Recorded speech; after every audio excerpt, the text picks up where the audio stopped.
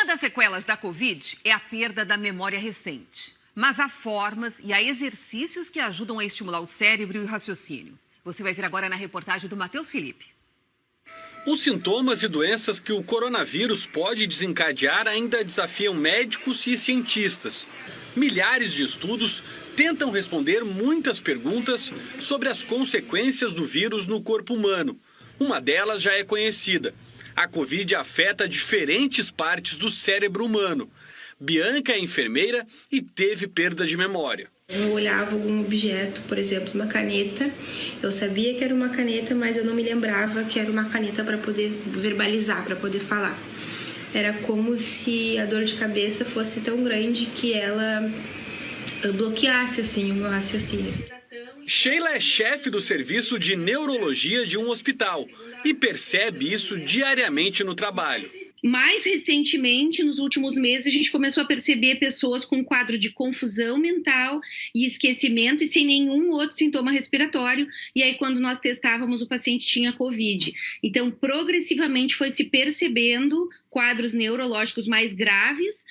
Muitos destes sintomas podem seguir mesmo depois que o paciente se curar da doença.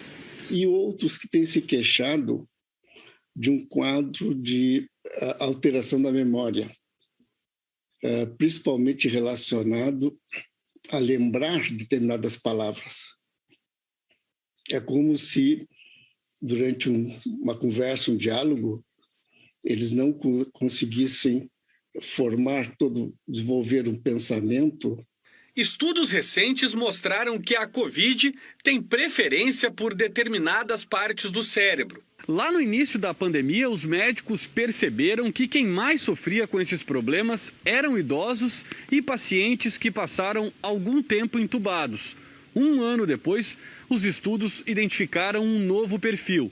Desta vez são jovens e, muitas vezes, pacientes que nem passaram pela UTI.